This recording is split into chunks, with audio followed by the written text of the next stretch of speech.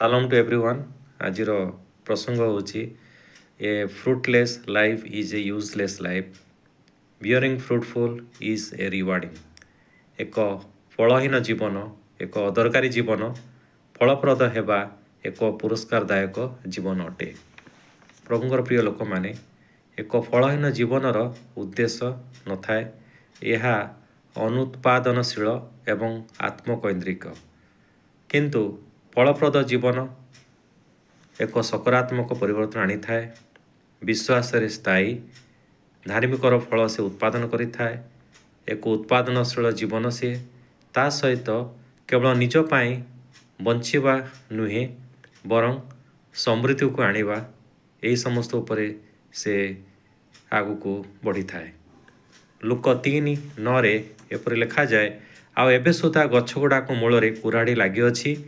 ଅତଏବ ଯେକୌଣସି ଗଛ ଭଲ ଫଳ ନ ଫଳେ ତାହା ହଣାଯାଇ ନିଆଁରେ ପକାଯିବ। ହାଲେଲୁୟା।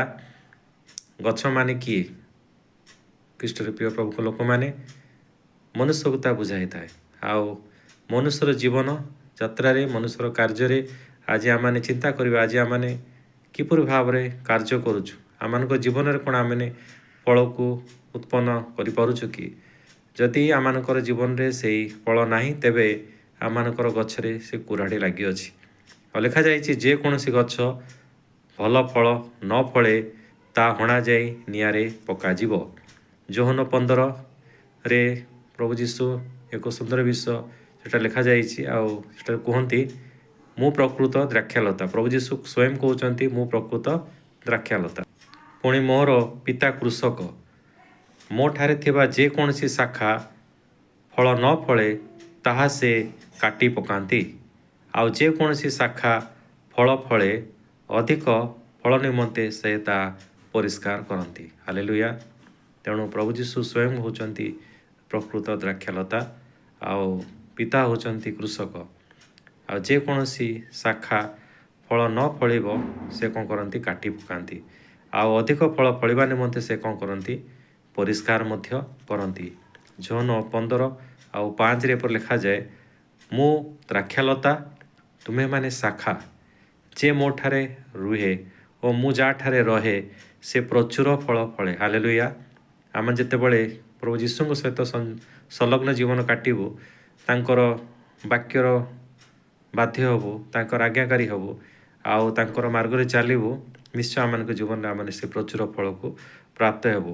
କାରଣ ମୋ ବିନା ତୁମମାନେ କିଛି କରିପାର ନାହିଁ। ହାଲେଲୁୟା। କାରଣ ପ୍ରଭୁଙ୍କ ବିନା ଆମମାନେ କୌଣସି ବିଷୟ କରିପାରିନଥାଉ, କାରଣ ଆମମାନଙ୍କ ଜୀବନ ତାହା ଶୂନ୍ୟ। ତେଣୁ ହିତୋପଦେଶରେ ଏକ ସୁନ୍ଦର ବିଷୟ ଆଉ ଜ୍ଞାନୀ ସଲୋମନ ଲେଖିଛନ୍ତି, 11:30 ଆଉ 31 ମୁଁ ପଢ଼ିବି। ଧାର୍ମିକର ଫଳ ଜୀବନଦାୟକ ବୃକ୍ଷ ଅଟେ। ହାଲେଲୁୟା। ଧାର୍ମିକ ଯେ ପ୍ରଭୁଙ୍କର ମାର୍ଗରେ ଚାଲେ, ଯେ ପ୍ରଭୁଙ୍କର ଆଜ୍ଞାକାରୀ, ଧାର୍ମିକ ବ୍ୟକ୍ତିର ଫଳ ହେଉଛି ଜୀବନଦାୟକ ବୃକ୍ଷ। 31 ପଦ ଲେଖାଯାଏ, ହିତୋପଦେଶ 11:31ରେ, ଦେଖ ପୃଥିବୀରେ ଧାର୍ମିକ ଗଣ ହିଁ ପ୍ରତିଫଳ ପାଆନ୍ତି। ହାଲେଲୁୟା।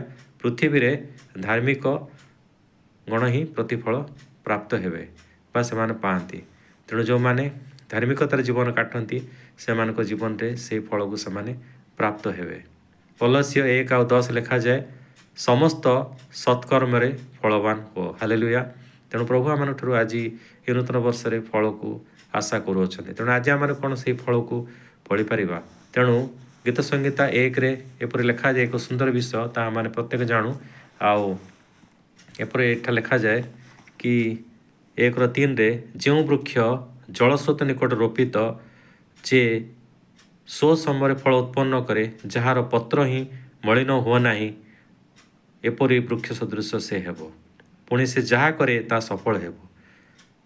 କାହା ବିଷୟ ଲେଖାଯାଇଛି ମୋର ପ୍ରିୟମାନେ? ଏଟା ଲେଖାଯାଇଛି ଗୀତ ସଂହିତା 1:1ରେ, ଯେଉଁ ଜନ ଦୁଷ୍ଟମାନଙ୍କର ମନ୍ତ୍ରଣାରେ ସେ ଚାଲେ ନାହିଁ, ଅବା ପାପୀମାନଙ୍କର ମାର୍ଗରେ ଠିଆ ହୁଏ ନାହିଁ, କି ଅବା ନିନ୍ଦକମାନଙ୍କର ସଭାରେ ବସେ ନାହିଁ।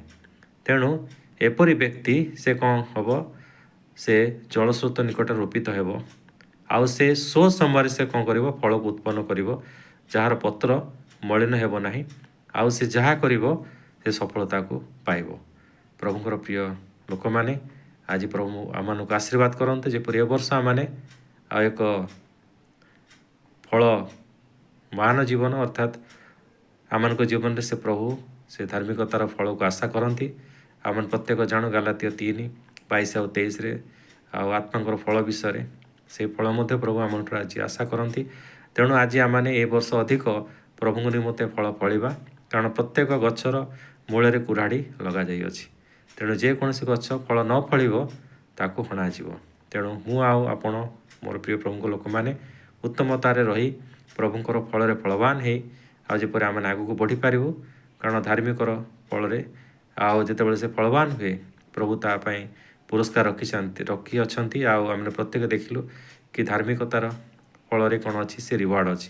ଆଉ ଯେଉଁମାନେ ସେ ଫଳକୁ ଫଳି ଆଗକୁ ବଢ଼ନ୍ତି, ପ୍ରଭୁଙ୍କର ବାକ୍ୟ ଅନୁସାରେ ନିଜ ଜୀବନକୁ ଅତିବାହିତ କରନ୍ତି, ସେମାନଙ୍କ ଜୀବନରେ ପ୍ରଭୁ ପ୍ରଚୁର ଭାବରେ ଆଶୀର୍ବାଦ କରିବେ। ପ୍ରଭୁ ଆମମାନଙ୍କୁ ଆଶୀର୍ବାଦ କରନ୍ତୁ। Thank you.